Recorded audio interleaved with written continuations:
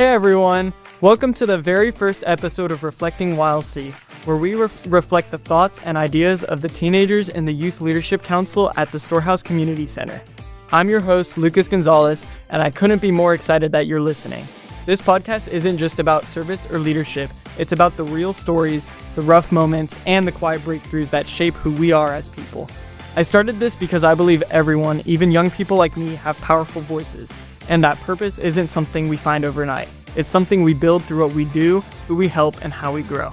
So whether you're a student, a volunteer, a leader in progress, or just someone trying to find a bit of clarity in their life, you're in the right place. Let's dive into today's topic, from hours to purpose, when service started to matter. First, I would like to introduce my co-host, Candace Winslow.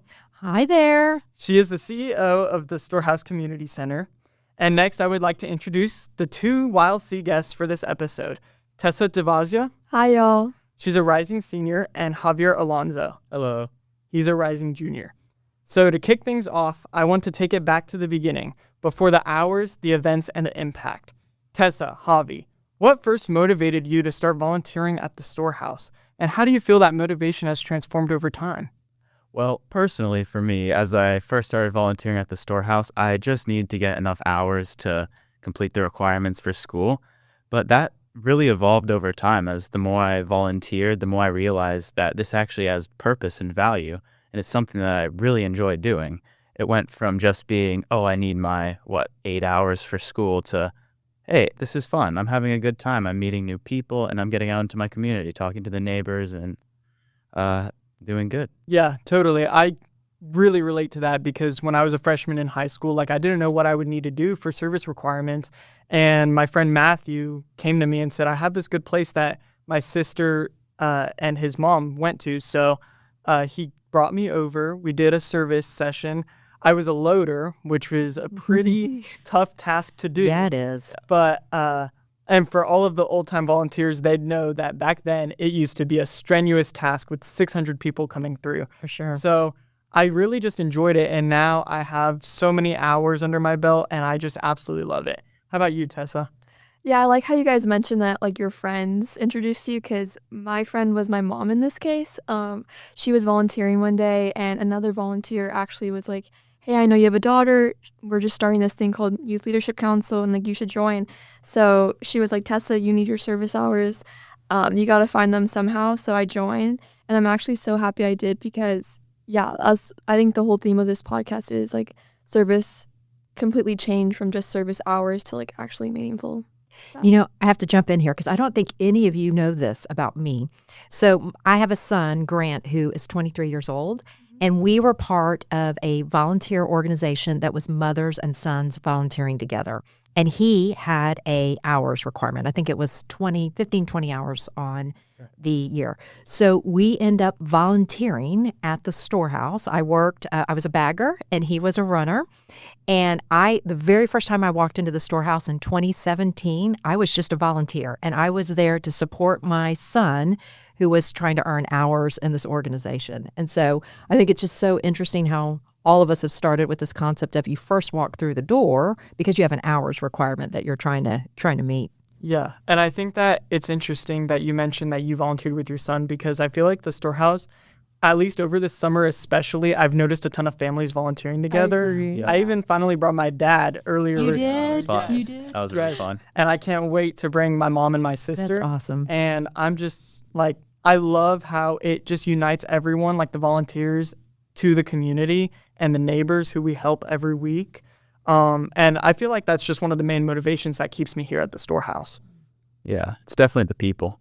It's the people at the Storehouse and the neighbors that really bring everybody together, and without them, it would be nothing. Yeah. Javi, what do you see in the people? Everyone's just so nice. Yeah. It's I walk in and I'm saying hi to 10 people. It's hello, hello, hello. Wow. It's amazing. Then I go out there, I get to talk with the neighbors who are always so nice, so thankful for what we're doing. And it's just amazing to be able to go out and help any way I can. Yeah. I love what you said. And then immediately as you're talking about that, community is flashing in my brain, right? Because we think that community, oftentimes people can think the community is just the people we're serving, but the community is all of us together. I say this all the time in the mission statement of the Storehouse, to feed, clothe, and care as neighbors in one community. My favorite word in the mission is as.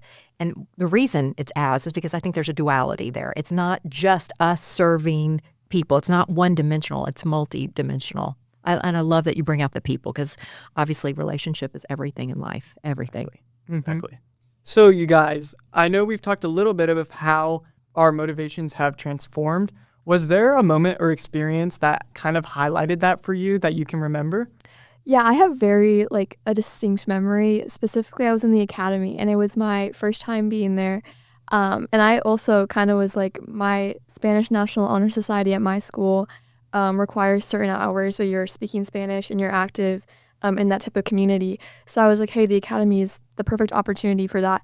But as soon as I walked in and started really talking to the people there and laughing with them, it's just such a joyous place. There's truly nothing like the academy. I think I just realized that my service isn't just me giving something to someone else, they're giving back to me as well. And I think that's when I realized just how important volunteering is, and that, I don't know, I feel like service is just so important because you're building connections with people that you might not make connections with anyways. Especially in a bubble like mine. I'm not going to be talking to neighbors and trying to speak Spanish to them because I'm definitely not that good. But just putting in the effort is really important. Yeah, that's awesome, Tessa. And for those who don't know, the Academy is one of the 4 programs that we have at the Storehouse Community Center. So besides feeding and clothing the neighbors, we help teach them English because the majority demographic that we have are Hispanic neighbors. So volunteers like Tessa are helping those teachers teach English, which completely transforms the way that the neighbors are able to navigate throughout their life because they're able to communicate in the United States and ultimately, hopefully, find a job through that. That's right. That's right. It's interesting how that Tessa mentioned she's not great at Spanish. I don't believe you, girl, for starters. Let me say that. But that the language breakdown provides this platform for the neighbor to teach you Spanish and for me, the volunteer or the staff person, to teach them English. And like you being in the academy classroom, you see you see a unity that you don't see out on the street, if you understand what I mean by that. And you're all just together trying to learn. It's awesome. I have a pretty similar experience to that relating to ESL. So I was volunteering as a runner during a food distribution, and I've been working on my Spanish. I'm taking Spanish at the school, and it was great. I was able to practice my Spanish with someone, and then that person started asking me a question about ESL, and I was like, oh, of course I can help you with that. So I brought them over to Josh, I think it was, and I think Josh, who runs the outside of the food distribution, he went in, was able to assist him, and when I left, I saw he had a huge smile on his face. So it was it felt great. I was I was able to put a smile on someone else's face and maybe change their life for the better. Maybe they get into this ESL program and they're able to improve their English, get a job, and change their life. What I love about that, Javi, is you see yourself as a connector, right? At one level, it looks like you're running food out to a neighbor's car, and you're doing that at one level, right? Yeah. But it's because you took the time to relate to that neighbor, to try to speak to them in English. They express a need, and you don't look at them and go, oh, no sé, which means I don't know in Spanish for all of our listeners out there. Thank you so much. You take it the next step. Right. And that's I think when you said a moment ago, the people, it's the people are not just serving to say I served. It's you're walking alongside that neighbor in that moment and seeing them holistically. And that's exactly the bullseye of what we try to do with every neighbor we serve. Yeah. And that reminds me of a role that we have in the food distribution, which is hospitality. Right. And there's always 2 specific volunteers that I always see there that are always there for hospitality. That is Alberto, who is my personal friend, and Daniela, who works at the Storehouse. And they're always both there in the line asking Spanish or English, whether or not it's their first time at the Storehouse, because there are people, volunteers, who need ESL, who need the academy to communicate in their day-to-day lives in the United States. So I just want to throw a shout out to them because they are always so dedicated to being outspoken, outgoing, asking these neighbors, making sure that they are heard. Yeah. And I feel like that's just such an important role that is sometimes not noticed the most because we always think of runners, baggers, and loaders at the distribution. but hospitality really does an amazing job of keeping these neighbors connected to the storehouse. Right. Absolutely. It's that first impression. Mhm. You know, hospitality is our front door at the storehouse. And it takes everybody. That's the thing. You can't have it. You can't do this without the baggers, without the runners, without the loaders, without hospitality. It takes every single person. Yeah.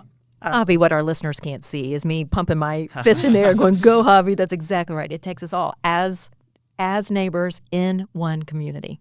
Love it. Love it. I absolutely love that, you guys. Moving to our next question, talking about how hard it is to juggle so many activities as high schoolers. So many people struggle with handling academics, extracurriculars, sports on top of service already. Because service, you're dedicating your valuable time to the community to make an impact. I want to ask either Tessa or Javi, what drives you to stay motivated at the storehouse even though you have such a busy life, and tie into that kind of your college resume, even though colleges always want to see service hours and like service as a thing that you have there, almost like to check off the box of being a good citizen. Why are you so dedicated to the storehouse and doing those service hours when you could be working a job potentially and making money off of those hours? Yeah, that's definitely something that I've kind of had a battle with, especially this summer as a rising senior, and someone who's pretty deep into the college application kind of system. But I think what's really helped me is just remembering the why behind what I'm doing. Volunteering is obviously something that we've been doing since we were pretty young. And just because it's now something to check off a list, that doesn't take away from its value. So just kind of remembering why I signed up to come and be a part of the YLC or just volunteer at the storehouse in the first place is a really great reminder of that. And my why personally is to help someone else. And I think that is just a simple reminder that college, yeah, obviously it's super important, but being able to help someone else is 10 times more. So. Yeah, exactly. Beautiful. And that's similar to what I mentioned at the beginning, how it's gone from, college, which is still a part of it. Like I'm still serving, I'm thinking about Sure, college. Like exactly. it's important. But it's also become secondary to making people happy and serving the community and actually doing what's right. Because it puts a smile on my face to be able to do good, right? Instead of just doing it for college. It's about the meaning of the service, not just the action. Yeah. What I love about that is what I see in the both of you and so many of the members of the YLC, even other students that aren't in YLC but still volunteer at the storehouse. What I see in those answers is that's part of your DNA. Like you get that there's something so much more to life than checking off the boxes, right? So checking off the boxes in your season could be, am I doing the requirements to get into college? In my season of life, checking the boxes can often sound like, am I making the most money that I can make?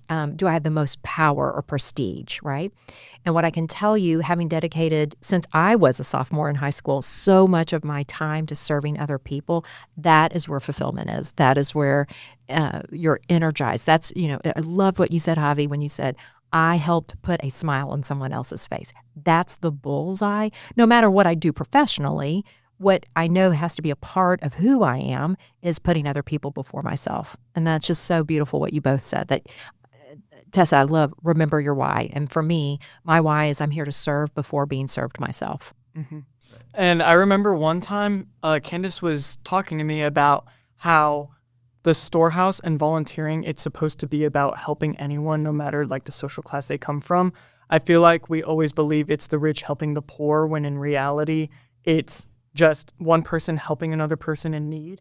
And Candace, do you think you could elaborate on that Yeah, again? I would love to. Because I do think oftentimes service is equated, sometimes intentionally, but I think most often unintentionally. Like we put these economic classifications around us, like here's the resourced or the wealthy or the rich, and you know what, I've got all this, so I'm going to help someone else and it's going to make me feel good. And so we put these labels on people that I'm just constitutionally, I just have such a reaction to. I believe that we at the storehouse, we are people serving people.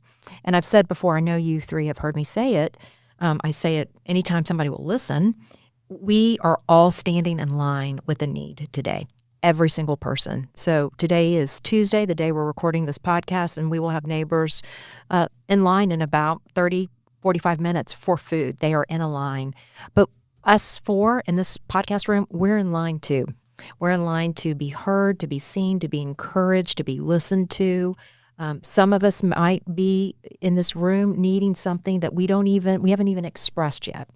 And I feel like it's my responsibility alongside the three of you to listen for your need and to help you. And it's just, we've got to make sure that everyone around us, we have to be advocates that our neighbors are people just like us, and every single person has a need. Everybody does. Right.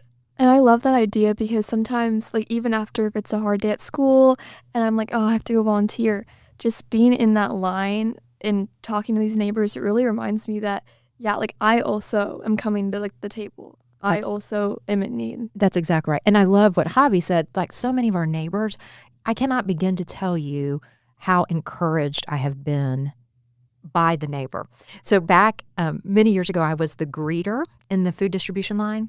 Tessa will especially appreciate this, I think. I have like a drawer, I have an 8-drawer jewelry box of just costume jewelry and whatnot.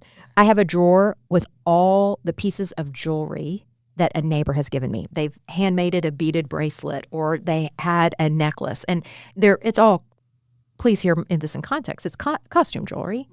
It doesn't matter if it's costume or if it was an actual, Hope diamond.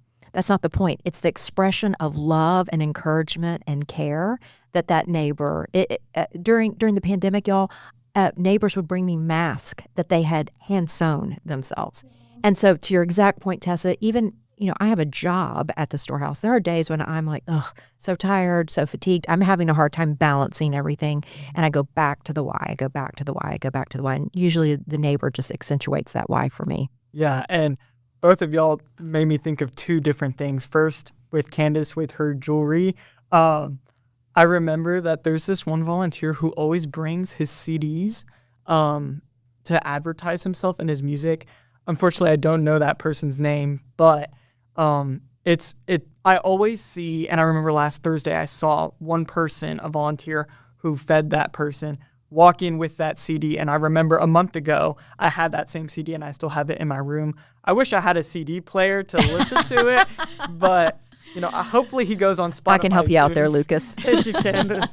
But it's just so amazing how they also somehow they give back to us in so many different ways, and you just never know. It is always perfect timing no matter what. Whenever something like that happens, when we're so demotivated, like Tessa was saying, after school, I know this summer there have been days where, I just want to sleep in. I just want to hang out at home, hang out with friends. I can skip a day of service hours, right?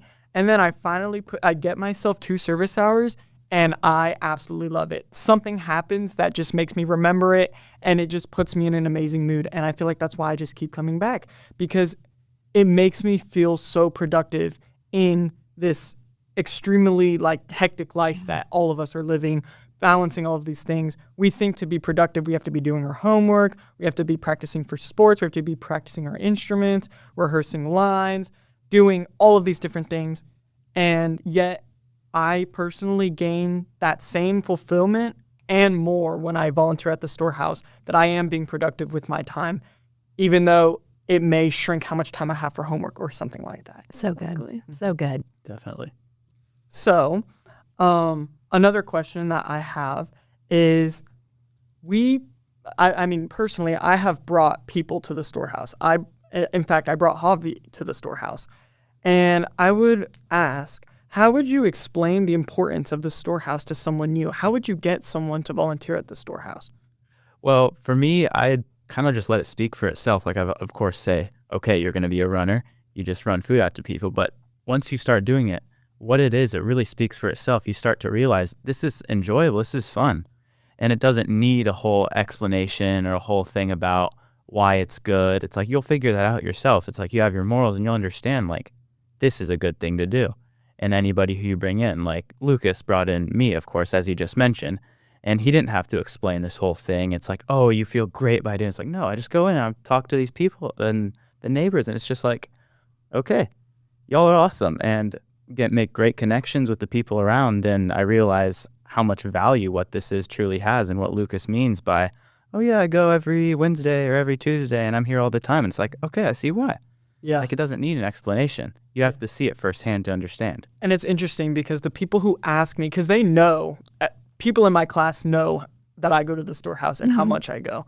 They ask me, hey, I need to get service hours for school, and they don't really know how to get those service hours. And I always tell them about the Storehouse. Some of them end up volunteering, some of them don't. However, what I've learned is the people who end up going, they gain so much from it, and they return. And that's something that the Storehouse does. What a great conversation we've been having so far. If you want to continue listening, stay tuned for part 2.